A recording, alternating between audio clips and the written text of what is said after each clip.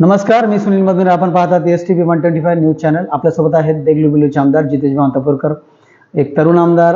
त्यांचा अनुभव आपण आपल्या चॅनलच्या माध्यमातून आपल्यापर्यंत पोहोचूया, त्यांची बातचीत करूया. सरजी नमस्कार, आपलं स्वागत आहे आपल्या चॅनलवरती. सर, सर्वप्रथम पहिला प्रश्न असा की आपला विधानसभेचा पहिला अनुभव कसा होता? विधानमंडळातला पहिला अनुभव अतिशय दुःख असा होता, वाईट वाटणारा होता. कारण माझं विधानभवनात जाणं हे वडिलांच्या अकाली निधनानंतरचं होतं. वडिलांचं कोविडमध्ये निधन झालं. मतदारसंघाची सेवा करताना अचानक त्यांना देवाज्ञा आली. परंतु जेव्हा मी विधानभवनात गेलो तर मला वडिलांच्या आठवणी सांगणारे असे अनेक जण भेटले. त्या ठिकाणी गेल्यानंतर मला सर्वच मंत्री महोदयांनी असेल, सर्वच महाविकास आघाडीचे जेवढे आमदार आहेत, प्रत्येकाने जवळ घेऊन मला माझ्या पाठीवर हात थाप देऊन मला सहकार्याची भावना त्यांनी दर्शवली. खूप एक आगळा वेगळा अनुभव होता. आत्तापर्यंत वडिलांना फक्त मी विधानभवनात जाताना पाहिलं, काम करताना पाहिलं, परंतु मी अशा पद्धतीने वडिलांच्या नंतर त्या ठिकाणी जाईन, वडिलांच्या निधनानंतर जाईन, हे स्वप्नात देखील मला वाटलं नव्हतं. त्या ठिकाणी गेल्यानंतर सर्वांचंच सहकार्य लाभलं. महाराष्ट्राचे माजी मुख्यमंत्री सन्माननीय अशोकरावजी चव्हाण साहेब हे माझ्या पाठीशी वेळोवेळी त्या ठिकाणी होते. मला प्रोत्साहन देण्याकरता त्या ठिकाणी त्यांनी बरेच असे माझ्याशी चर्चा केल्या. त्यानंतर मला खऱ्या अर्थानं एक वेगळी उमेद त्या ठिकाणी मिळाली काम करण्याची. लागलीच माझं जे पहिलं अधिवेशन होतं, त्या अधिवेशनामध्ये मी माझ्या मतदारसंघाच्या बाबतीतले अनेक प्रश्न त्या ठिकाणी मांडले. कुठेच असं संकोच बाळगला नाही की माझं पहिलेच अधिवेशन आहे, मी कसं या ठिकाणी बोलू. मी एवढंच ठरवलं होतं की वडिलांचं आपल्याला कार्य पुढे न्यायचं आहे. मतदारसंघाला, आपल्या मायबाप जनतेला, देगलूर आणि बिलोलीच्या त्या ठिकाणी न्याय द्यायचा आहे. त्याचंही फार मोठं व्यासपीठ आहे आणि आपण त्या ठिकाणी जे होतील ते सर्व प्रयत्न पहिल्याच ह्याच्यात करायचं, या उद्देशानं मी त्यावेळेस अगदी कमी वेळेचं अधिवेशन जवळपास होतं. कोविडची लाट नुकतीच संपत आली होती आणि अधिवेशन देखील एक 4 ते 5 दिवसांचंच होतं. त्यावेळेसुद्धा मी आपल्या मतदारसंघाचे 3 ते 4 विषय मांडले.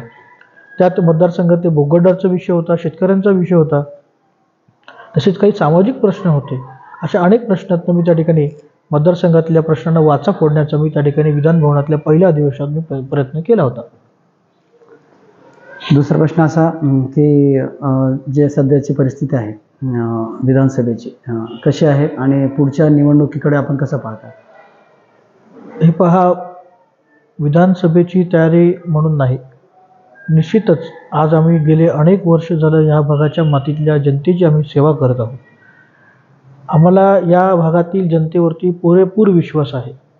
आम्हाला हा मतदारसंघ नसून हा आमचा परिवार आहे आणि परिवारातल्या सदस्यांच्या आम्ही दिवसरात्र, आमचं हे ऑफिस जे आहे हे जनतेसाठी हे 24 तास खुलं असतं. इथे येणाऱ्या प्रत्येकाचं आम्ही स्वागत करतो. आल्यानंतर त्यांना बसून आम्ही त्यांच्या प्रश्न समजून घेतो. होईल तेवढे प्रश्न आम्ही मार्गी लावतो आणि आमचा एक प्रत्येक जनतेशी, प्रत्येक गावाशी आमचा एक घरोबा झालेला आहे. त्यामुळे हक्काने आम्ही जनतेचे, आणि जनतेचाही तेवढाच आमच्यावरती हक्क आहे. त्यामुळे आम्ही आमच्या जनतेच्या सेवेसाठी आम्ही अविरत आहोत. त्यामुळे मला खात्री आहे की येणारी प्रत्येक निवडणूक आहे, जी येणारी निवडणूक आहे, त्या निवडणुकीत जनतेचा आशीर्वाद, सहकार्य, पाठिंबा हा अंतापूरकर परिवाराच्या पाठीशी आणि वडिलांचं जे कार्य आहे ते सर्व पाहून निश्चितपणे आमच्या पाठीशी असेल याची मला खात्री आहे. आणि त्या अनुषंगानं महाराष्ट्राचे माजी मुख्यमंत्री सन्माननीय अशोकरावजी चव्हाण साहेब, माजी मंत्री भास्कररावजी पाटील खजगावकर साहेब, तसेच या भागातील सर्व काँग्रेसचे प्रमुख पदाधिकारी जे होते, जे आहेत, त्यांच्या वतीनं या भागात अतिशय काम आत्तापर्यंत झालेली आहेत. वडिलांनी अनेक कामं साहेबांकडे प्रस्तावित केलेली होती, ती कामंसुद्धा आज सर्व मार्गी लागलेली आहेत. जवळपास आपल्या देगलूर आणि बिलोली मतदारसंघाच्या विकासासाठी साहेबांनी जवळपास 250 ते 300 कोटी रुपयाचा निधी दिला होता. हा निधी देण्यामागचं कारण आपला भाग हा सीमावर्ती आहे, या भागाचा विकास झाला पाहिजे. ज्या भागातील रस्ते असतील, परत आणखीन जे पुलं आहेत, जे खचले आहेत, त्या सर्वांना चांगल्या पद्धतीने व्यवस्था त्याची होण्यासाठी, लोकांना दळणवळण सुकर होण्यासाठी त्या ठिकाणी साहेबांनी लागलीच मोठ्या प्रमाणात निधी या ठिकाणी उपलब्ध करून दिलेला आहे आणि अनेक कामं झाली. आपण पाहतात काल सिटी स्कॅन मशीन देखील DPDCतनं सन्माननीय अशोकरावजी चव्हाण साहेब यांनी दिली, त्याचं सुद्धा लोकार्पण त्या ठिकाणी झालं. तर अशा प्रकारे अनेक कामांसाठी त्या ठिकाणी पाठपुरा होऊन अनेक कामं आज मार्गी लागलेली आहेत. त्यामुळे निश्चितच हे सर्व मायबाप जनता हे पाहत आहे. आपली धडपड ही सत्ता नसताना आज तुम्ही पाहतात आज जे सरकार आज महाराष्ट्रात आहे, देशात आहे, ते सरकार कशा प्रकारे कुटील राजकारण करत आहे हे उघड डोळ्याने जनता पण पाहते आहे.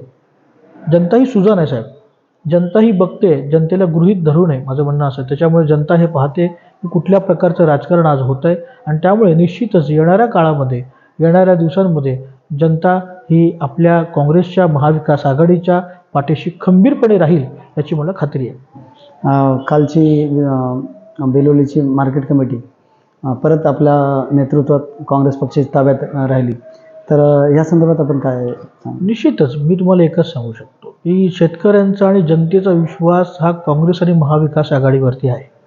महाराष्ट्राचे माजी मुख्यमंत्री अशोकरावजी चव्हाण साहेब, महाराष्ट्राचे माजी मंत्री भास्कररावजी पाटील खतगावकर साहेब यांच्या नेतृत्वावरती विश्वास ठेवून शेतकऱ्यांनी आणि या भागातील जनतेने हा एकतर्फी कौल हा काँग्रेस आणि महाविकास आघाडीच्या बाजूने दिला आणि त्यामुळेच मार्केट कमिटी कोंडलवाडी असेल, मार्केट कमिटी बिलोली असेल, या दोन्हीही ही मताधिक्यांनी त्या ठिकाणी आपल्या ताब्यात आल्या आणि निश्चितच त्या माध्यमातून आम्ही शेतकऱ्यांना, त्या भागातील जनतेला जास्तीत जास्त न्याय कसा देता येईल हा आम्ही त्या ठिकाणी निश्चित प्रयत्न करू. आणि हे स्थानिक स्वराज्याच्या ज्या निवडणुका आहेत, ज्या आता झालेल्या आहेत, त्यातून एक चित्र स्पष्ट झालेलं आहे की जनतेचा सर्व कौल हा काँग्रेस आणि महाविकास आघाडीच्या बाजूने हा भविष्यात देखील राहणार आहे. त्याची ही नांदी होती. या कालच्या ज्या झालेल्या निवडणुका आहेत ही त्यांचीच एक नांदी होती की येणाऱ्या निवडणुका ह्या अशाच प्रकारे कुठल्याही निवडणुका घ्या, ह्या काँग्रेस आणि महाविकास आघाडीला बहुमत हे खात्रीशीर असणार आहे. जनतेचा कौल आपल्याला दिसतोय. दादा परत जिल्हा बँकेचे अध्यक्ष झालेत, आपण त्याकडे कसं पाहता? निश्चितच महाराष्ट्राचे माजी मंत्री सन्माननीय भास्कररावजी पाटील खतगावकर साहेब हे आज नांदेड जिल्हा मध्यवर्ती बँकेचे अध्यक्ष झालेले आहेत. त्यांना देगलूर आणि बिलोली मतदारसंघाच्या वतीनं मनापासून शुभेच्छा आहेत. त्यांचं कार्य हे अतिशय चांगलं आजवर राहिलेलं आहे. त्यामुळे येणाऱ्या दिवसात देखील ते शेतकऱ्यांना या बँकेच्या माध्यमातून चांगला न्याय देतील याची आम्हाला खात्री आहे. दुसरा प्रश्न असा की जिल्ह्याच्या वतीने एक प्रश्न होता की नांदेड जिल्ह्याला विरोधी पक्षनेता मिळावं असं जिल्हावासियांची इच्छा होती. ह्या दृष्टिकोन आपण कसं पाहताय? हे पहा, महाराष्ट्राचे माजी मुख्यमंत्री सन्माननीय अशोकरावजी चव्हाण साहेब यांना CWC वरती निवड झाली आहे. आजवर साहेब महाराष्ट्राचे प्रदेशाध्यक्ष होते, महाराष्ट्राचे माजी मुख्यमंत्री होते आणि साहेबांनी मोठमोठे पदं ही आजवर साहेबांनी भूषवलेली आहेत. त्यांच्या त्या कार्यकाळामध्ये अतिशय चांगल्या प्रकारे मराठवाड्याला, महाराष्ट्राला साहेबांनी न्याय दिलेला आहे, नांदेड जिल्ह्याला दिलेला आहे. आपल्या एवढी मोठमोठी आपल्याकडे एअरपोर्ट झाले, मोठमोठे रस्ते झाले. खरं तर पश्चिम महाराष्ट्राच्या तुलनेत त्या भागात शेतकरी हा सुजलाम सुफलाम आहे. त्या तुलनेत आपल्या भागात विकास हा खऱ्या अर्थानं जर कोणी मार्गी लावलेला असेल तो महाराष्ट्राचे मुख्यमंत्री, माजी मुख्यमंत्री सन्माननीय अशोकरावजी चव्हाण साहेब व दैवत शंकररावजी चव्हाण साहेब यांनी केलेला आहे. निश्चितच त्यामुळे त्यांना आजवर मिळालेल्या पदातून त्यांनी जनतेचं हित बघितलेलं आहे. या भागाचं, या मराठवाड्याचं त्यांनी हित पाहिलेलं आहे. त्यामुळे हे जे आहे CWC वरती जी निवड आहे, निश्चितपणे ही एक मोठी म्हणजे केंद्रीय पातळीवरची सर्वात मोठी निवड आहे आणि त्यातून सुद्धा साहेब आपल्या महाराष्ट्राला, मराठवाड्याला न्याय देतील याची आम्हाला खात्री आहे. विधानसभेचे आपण आजपर्यंत विधानसभेमध्ये खूप सारे प्रश्न उपस्थित केलेले आहेत, तर कुठले कुठले प्रश्न आपण उपस्थित केले आहेत थोडंसं आपण सांगू शकतो? विधान भवनामध्ये मी आपल्या भागातल्या अनेक मुद्द्यांना मी हात घातलेला आहे भाषणांमध्ये. त्यामध्ये प्रामुख्यानं म्हणजे शेतकऱ्यांचा प्रश्न, येथील जनतेचा भोगवड्डाचा विषय, त्यानंतर या भागातल्या अनेक दिव्यांगांचा विषय, तसेच या भागातल्या अनेक तरुणांचा विषय, जे तरुण बेरोजगार आहेत त्यांच्यासाठी या ठिकाणी उद्योगधंदा यावा. आपल्याकडे खानापूर ह्या ठिकाणी MIDC आहे, आज तिथे जागा नाही आहे. जर तरुण उद्योजक म्हणून जर प्रयत्न करत असेल तर त्याला न्याय मिळण्यासाठी त्या जागा शिल्लक नाही आहे. म्हणून मी त्यावेळी सुभाष देसाई हे मंत्री होते, त्यांना पण सुद्धा मी भेटलो होतो. त्यांनासुद्धा मी निवेदन दिलं होतं, परंतु दुर्भाग्याने सरकार गेलं.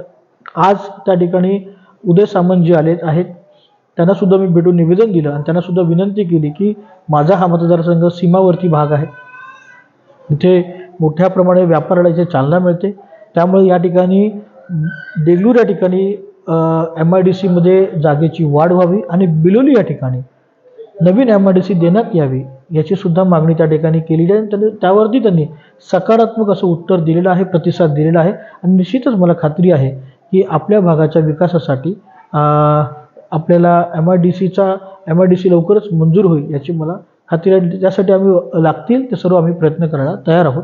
असे अनेक विषय मी त्या ठिकाणी मांडलेत आणि सर्वात महत्त्वाचा विषय म्हणजे MSCBचा विषय. तुम्हाला सांगतो, आपल्या भागामध्ये MSCBच्या चुकीच्या पद्धतीमुळे कामाच्या त्या ठिकाणी 2 शेतकऱ्यांचे मृत्यू झाले होते, खुतमापूर आणि खतगाव या 2 गावांमध्ये. तो विषय मी त्या ठिकाणी विधान भवनात लक्षवेधीमध्ये उचलला होता. त्यावरती महाराष्ट्राचे उपमुख्यमंत्री देवेंद्रजी फडणवीस साहेब यांनी त्यावरती उत्तर दिलं आणि त्यामध्ये मी त्यांना सांगितलं, प्रश्न मी असा विचारला होता की या भागातल्या MSCBचा कारभार अतिशय चुकीचा आहे आणि या भागातल्या आपल्या पावसामुळे जे काही पोलं पडली होती, तार जमिनीवर लोंबकळल्यामुळे कुठेतरी शेतकऱ्यांचा त्या धक्का लागून विजेचा मृत्यू झाला आहे, त्यांना लागलीच मदत देणं आवश्यक आहे आणि त्यांना जे दोषी अधिकारी आहेत त्यांना कारवाई होणं गरजेचं आहे. त्या पद्धतीनं कारवाई देखील झाली व त्या दोन्ही शेतकऱ्यांना आज न्याय देखील मिळालेला आहे. जी काही आर्थिक मदत आहे ती देण्यासाठी ते प्रोसिजर देखील पूर्ण झाले. खुतमापूरला त्यांना जो काही जे आता खरं तर ती मदत अतिशय तुटपुंज आहे, एखाद्याचा जीव गेल्यानंतर परत येऊ शकत नाही, परंतु जी काही त्यांना एक शासनाकडून जो न्याय मिळायचा असो तो निश्चितपणे त्या ठिकाणी देण्यात आजवर आलेला आहे. आणि खतगाव या ठिकाणी काही प्रोसिजर राहिल्यामुळे ते देखील मला MSCBवर चर्चा झाली आहे, ते देखील त्यांना लवकरच न्याय मिळणार आहे. अशा प्रकारे विधान भवनात मी अशा आपल्या भागातल्या शेतकऱ्यांच्या जिव्हाळ्याचे विषय किंवा आपल्या जे अशा प्रकारे शोकांतिका घडलेले विषय मी त्या ठिकाणी विधान भवनात मांडून आपल्या भागातल्या जनतेला, शेतकऱ्यांना न्याय देण्यासाठी, तरुणांना न्याय देण्यासाठी मी अविरत प्रयत्न करत आहे. पुढचा प्रश्न असा की आगामी येणारी विधानसभा असेल आणि लोकसभा असेल, त्या दृष्टीनं आपण आणि काँग्रेस पक्षाची काय व्यूहरचना आहे? हे पहा, आम्ही व्यूहरचना ही अगदी साधी सरळ आहे आमची. आम्ही जनतेमध्ये त्यांचे प्रश्न सोडवण्याच्या हेतूने आम्ही त्यांच्यामध्ये जातो, त्यांचं म्हणणं ऐकून घेतो आणि त्या प्रश्नांना ज्या पद्धतीने न्याय मिळवून देता येईल, निदर्शनं असतील, आंदोलन असतील, मंत्रालय असेल किंवा आणखीन कुठे असेल, आम्ही त्या पद्धतीने आमचे प्रयत्न आमचे सदैव हे चालू आहेत. आम्ही जनतेत कार्य करतो, आम्ही जनतेत मिसळतो आणि ह्या पद्धतीने आम्ही जनतेला न्याय मिळवून देण्यासाठी आमचा अविरत प्रयत्न चालू आहे. आणि मुळात म्हणजे आज हे ज्या प्रकारे राजकारण हे करतायत, जनता स्वतः डोळ्याने बघते आहे.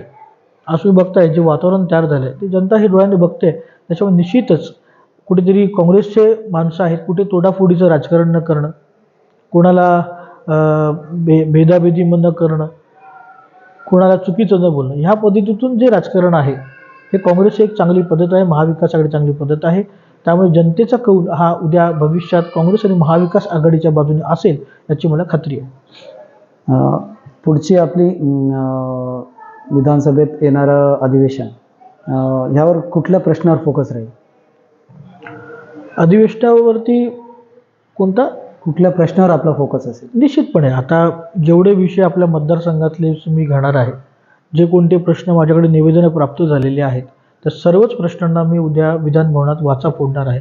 आरक्षणाचे जे कोणते विषय असतील त्यांनासुद्धा मी उद्या भविष्यात जाऊन अधिवेशनात वाचा फोडणार आहे. तर शेवटचा प्रश्न असा की आपण काय संदेश द्याल देगलूरच्या आता जनतेला? सर्वप्रथम मी आता दिवाळी सण आलेला आहे. दिवाळी सणानिमित्त मी तमाम देगलूर आणि बिलोलीच्या मायबाप जनतेला मनापासून दिवाळीच्या मी हार्दिक शुभेच्छा. अंतापूरकर परिवार, काँग्रेस, महाविकास आघाडी, महाराष्ट्राचे माजी मुख्यमंत्री सन्माननीय अशोकरावजी चव्हाण साहेब, महाराष्ट्राचे माजी मंत्री भास्कररावजी पटेल खतवकर साहेब यांच्या वतीनं मी त्या ठिकाणी देतो. आणि येणारी ही दिवाळी आहे सर्वांना सुखा समृद्धीची, आनंदाची, भरभराटीची जावो, आनंददायी, निरोगी जावो ही मी ईश्वरचरणी प्रार्थना करतो. आणि येणारा काळ हा आपल्या सर्वांसाठी चांगला यावा यासाठी प्रार्थना करतो. धन्यवाद. माझ्या तमाम देगलूर आणि बिलोळीच्या जनतेला माझी विनंती आहे की TV 125 MS बिझनेस व STV 125 न्यूज या दोन्ही चॅनलला सबस्क्राईब करा, फॉलो करा. मी आपली सर्वांना विनंती करतो. धन्यवाद. तर हे होते जितेशजी अंतपूरकर यांनी आपल्याला सविस्तर असं मुलाखत दिली. याबद्दल साहेबांचे खूप खूप धन्यवाद. त्याच्यात एक सांगतो, पाणी जरूर वाचवा, झाडे जरूर लावा, टॅक्स जरूर भरा. आमच्या चॅनल लाईक करा, शेअर करा, सबस्क्राईब करा. धन्यवाद.